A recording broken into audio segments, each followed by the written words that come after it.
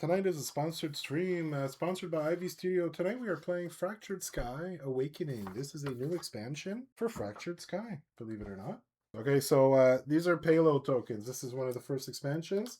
They go from 2 to 5. Okay, we're going to mix these up.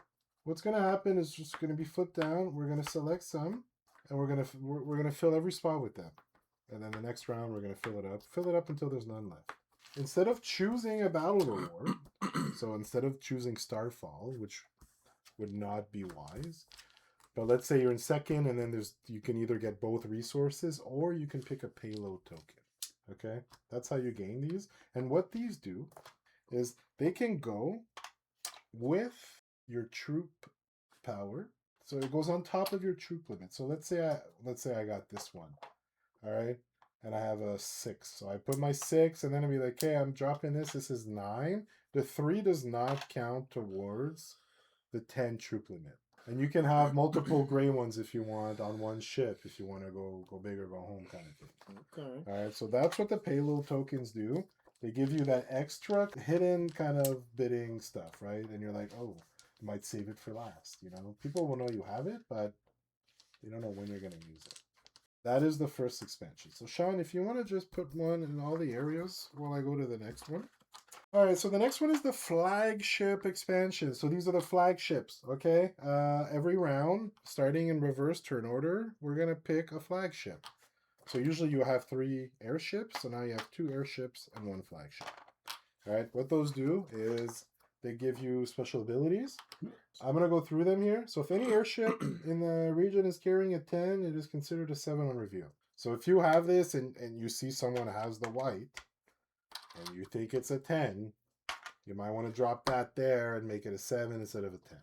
All right, that's what this guy does. This one here is your buildings placed next to this region cost 1 less. So let's say you place this flagship first and then you want to build a market. Well, it's only 1 wood, 1 coin now.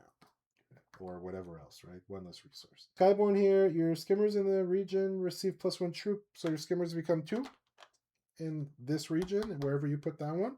Nautilorn. Other airships in this region have -1 troop power. That's including your additional. So if you put a second airship of yours in that area, it will receive -1, but not Nautilorn. And then Grimroot, before revealing true power, you can move the airship to another region. So let's say you didn't like where it was or something juicy is happening somewhere else before you reveal the power that you selected. You get to move them if you want to. Cheeky. Whatever airships don't get picked, we put a coin on it. So there's a little incentive to maybe pick it next And round. that's just a gold? Yeah, exactly. Oh, okay. Next up, Guardians. These are cool. That's those ones? Yeah. So there's going to be 2 Guardians out every round.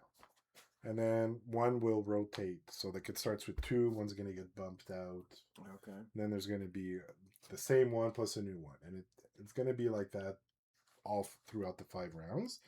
And how they get picked is with this deck here, which is the public. So like we'll pick, be like, okay, well this one's going here, that one's going there. That's how we select which area the Guardians are going to go to. So let's just say, so these would be our 2 active Guardians here and here. All right, so this guy would be in Sinister Spires. This guy he's in Woeful Wetlands. Okay, so they go in the explore spot. So it disables it for that area. But how it works is the first airship to go in that area gets to move it to another region that does not have a Guardian. So usually where it starts is not where it will end up. Okay. This one here, the building effects are doubled. So wherever this goes, if you have a market, you're getting 2 resources instead of 1. A fortress, 2 damage. This one here is airships with 0 gain +3 power. So those are 2 active Guardians right now. There's going to be more that come out. You don't get an Explorer, the Explorer icon. You get to move it, and then that's where it stays outside of the ring, where it's activated for the rest of that round. So it's not activated. It is. Sorry, okay. It starts here, but like most of the stuff here is at the end of the round. Okay. Right. So like there's nothing that would happen instantly. And then the last one are the bounties. So usually there's hidden objectives that you can peek throughout the game. So now, instead of them being hidden, they're now visible for everyone to see. At the end of the round, if you have something, you can claim it. Okay? Those are the 5 that we have.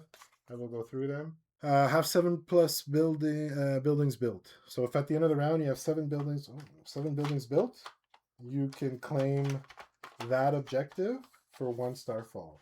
Only 1 player can claim the starfall reward. Anything else, any other player would just get the resources on the side. So 7 buildings built. This is 4 plus fortresses built. Have 6 plus of any 2 resources. So like 6 coins, 6 wood. Have 18 plus total troop across all regions. Okay. There's a guardian that eliminates your troop limit. Any ship in that region doesn't count towards your troop limit. Okay. That's how you are going to be able to get that. And if there's a tie, it usually goes by player turn order. Okay. But that changes before you do that, so you'd have to pick first kind of thing. And then be uncontested in 3 plus regions. Those are the 5 objectives. Okay? Okay, that's the game. Okay, let's get into it here. I'm just going to make sure I'm doing